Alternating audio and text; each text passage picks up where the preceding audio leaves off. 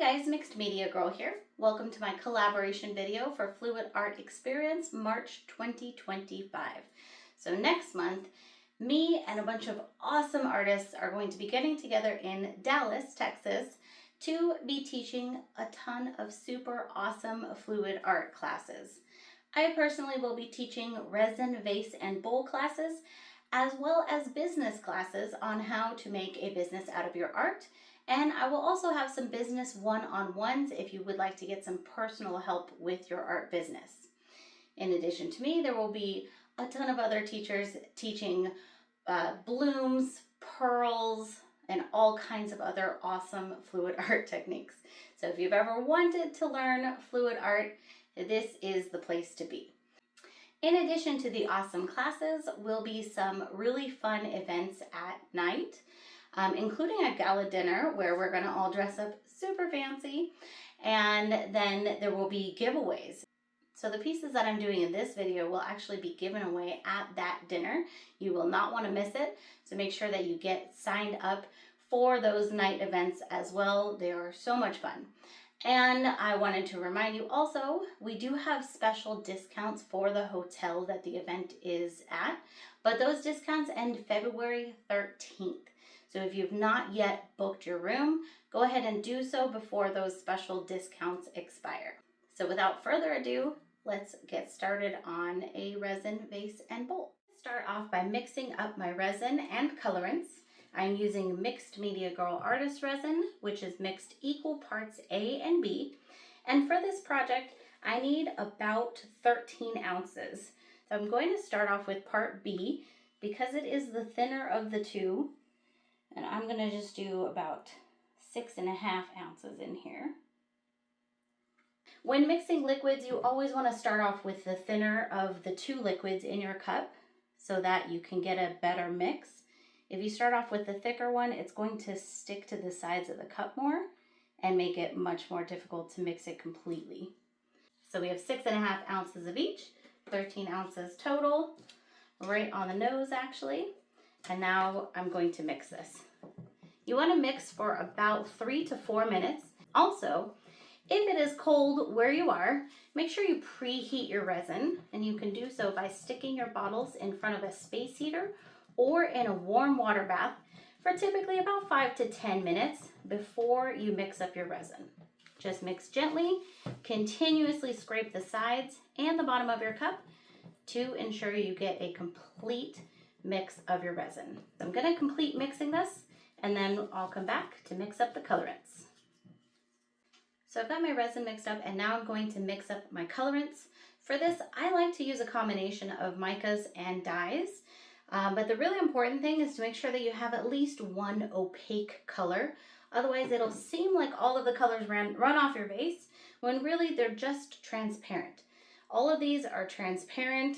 This will also end up transparent.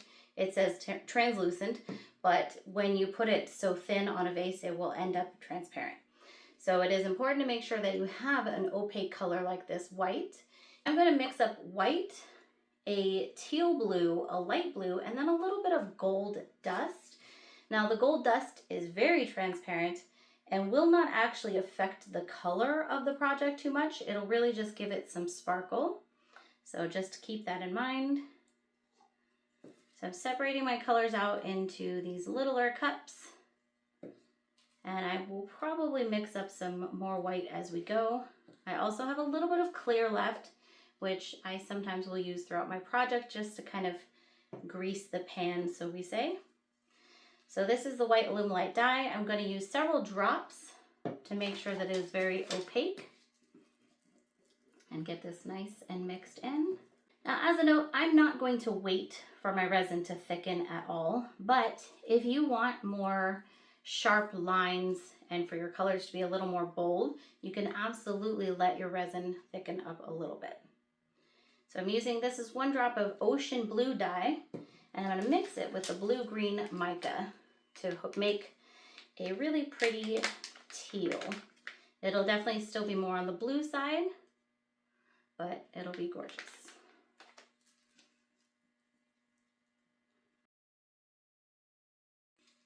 Okay, hopefully you can see that through the camera, but that is just really pretty. Now let's do some of the gold dust. And again, this one's really transparent. It's really just to give a warm sparkle to the project. And then over here, I just decided I'm gonna mix these two. So we have a lighter color, and I might add in a drop of white as well. So there's the blue-green, and then this one is sky blue.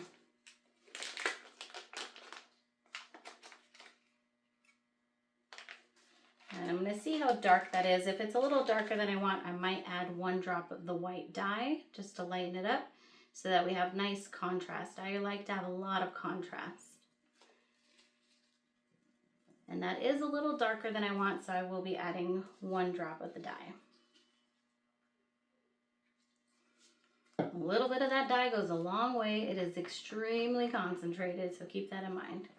So now we're gonna have more of like a seafoam green, which I think is perfect. All right, I've got all the colors mixed up. Let's get started on the actual project here. Honestly, I have no idea if this table is level or not, so we're gonna just cross our fingers. I don't have a level currently, but just to explain my prep, I did clean this with some isopropyl alcohol.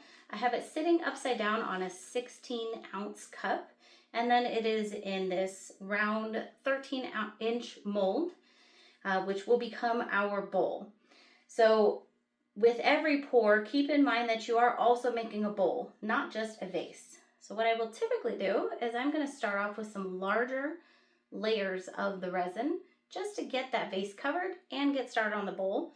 Because I have the clear, I'm going to start off with that. Keep in mind that the first colors you put down here are going to be the ones on the edge of your bowl. So choose wisely. I'm going to use this gorgeous blue or teal, super pretty. Let's put some gold in here. Again, it's just to give it some sparkle. And just to be clear, it's gold dust, not gold. If you use the actual gold, it has more color to it. Here's our white. And then I'm going to use this kind of seafoam green. So obviously I'm just covering up the initial layers on the vase, but those are important for our bowl. If you just put a bunch of one color on there, you're not going to have a very exciting bowl. And then you can let it drip down, or you can just go right on to the next color. I'm going to do clear again because why not? I have it. And we're still trying to get coverage on the vase. This is actually a different vase shape than I've used before. I got this one at Michael's. So it curves down a little bit more, but it should still get coverage as long as we pour enough. I'm going to do the same sequence. And I'm still leaving some resin in the cups because when we get to our actual design, we're going to want to be a little more deliberate with that pour. And I can already tell that the table is not level, it's leaning this way. So that's okay. As soon as I'm done with this video, I will probably take some sticks underneath the table legs and fix that best as I can. But for now, we're just going to go with it.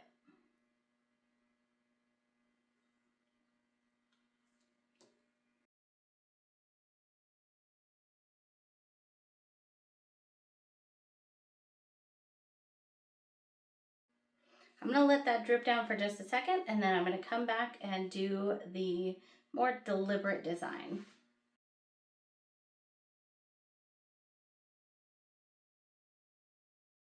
Before I get started on the actual design, I'm just going to rotate this to help with that leveling issue. So I am going to pour some of this clear into my colors here, not too much. I don't want to dilute them. I'm just going to add a little more of the actual colorant. And then we'll just quickly pour the rest of this on here because we do need to use basically every drop to make sure we have enough resin for our bowl.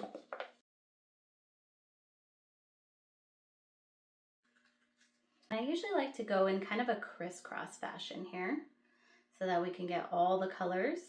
I might even add one more drop of dye to this color just to get an even deeper color. Let's go ahead and do that. And I do that sometimes. I'll change my mind as I go and be like, I want that color to be a little bit different. Ooh. So this definitely put it more on the blue side, but that's okay. It'll still fit with the colors that we're using there. It's just gonna be a little bit darker.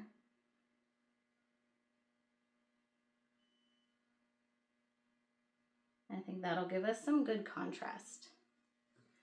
All right, now we're going with the gold dust. Get some of that sparkle back here.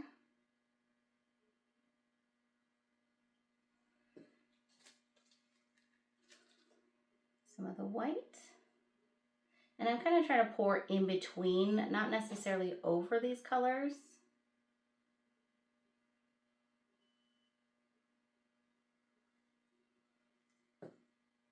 And at this stage, you're just gonna do this until you're happy with your design, more or less. Keeping in mind that it is resin, so it's gonna keep moving down. It's not gonna just stay put.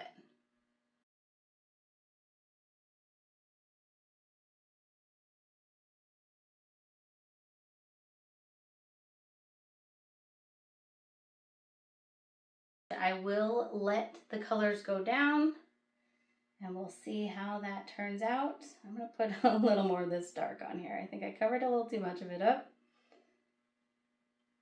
And I still have just a little bit left in each cup. Let's do that gold again also.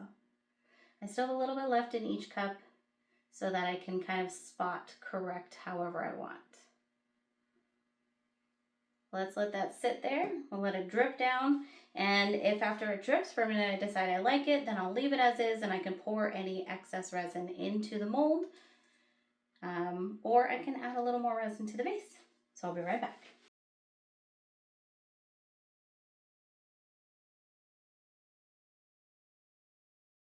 Okay, so I let this drip down for a little bit. I think this is absolutely gorgeous, but I personally love lots of contrast. So I'm gonna go in here with a bit more white, and my resin has had a little more time to thicken. So it's going to be a little more stark, and it's gonna hold these lines a little bit better. So this is also another trick you can use, especially if you're running into the problem of a transparent vase, is to let that resin thicken for just a little bit.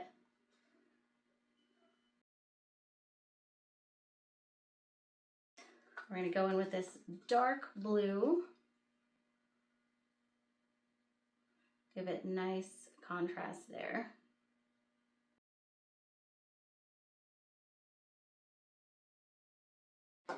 Now I'm going to go in with this lighter blue, and I'm going to go over some of that white, not all of it, just a little bit. And then last but not least, top it off with the gold dust.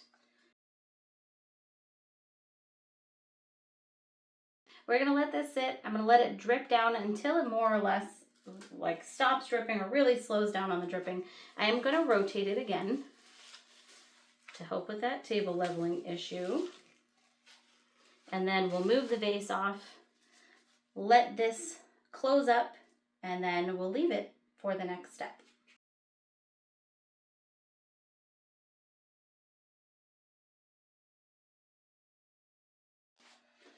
All right, so this is more or less stopped dripping. I'm super happy with it. I'm going to carefully lift it up by the cup. Carefully, it's gonna have some suction. Move it off to the side. This is going to close up. You can use either 91% isopropyl alcohol, spritz that on here to get rid of the air bubbles, or you can use a heat gun gently. I do not actually have a heat gun here with me right now, so I have to go grab one real quick, but just know that I will be just heat gunning this gently. I do not recommend using isopropyl alcohol on your vase as it can cause pitting, but if you need to, you can heat gun it very, very lightly or gently, or torch it. Do not torch your mold, you will ruin your silicone molds. I'm gonna let this sit for about 6 hours. Now that's gonna depend on the resin that you're using and the temperature of your workspace. It might be a little less, it might be a little more. Check on it after about 5 hours. Do not just stick your hand in the project. You can stick your hand around the cup here. You can touch one of these cups that you mixed up your resin with to see how sticky that still is. You want to get it to the point where it is not tacky at all, not sticky, and it should come out of the mold very easily. Then you can mold it into a bowl. So I'm gonna come back at that stage and we'll do the next step. It's been about 6 hours. So this is now not sticky or tacky, and it is coming apart from the mold very easily. However, it is also still super flexible. You can definitely wait too long to where it is not super flexible, and then you'll have trouble molding it into your bowl. So I'm going to demold this here, set my mold off to the side, and then I like to take a look at both sides and see which one I like the best. So personally, I think this one is way better. It's super fun. So that's what we're gonna put into the bowl. This is a 100-ounce plastic bowl, and I'm going to just set this in here. You can definitely do it on the outside of the bowl if you'd like. I prefer the inside personally. And then I'm gonna shape this how I want. So I like to give these ripples. If you would like less ripples and would like it to be flatter, then you're going to need a larger bowl. You're not going to be able to do it with this bowl. Even if you put it on the outside, it's still too small. But I personally like the ripples.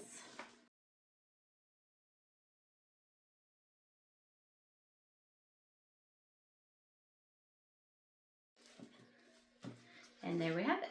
I'm just going to let these cure, and then we'll come back when it's all dry and I'll show you the final products. All right, these are now cured, so this should pop out of the bowl really easily. Just pull up on the sides, and there you go.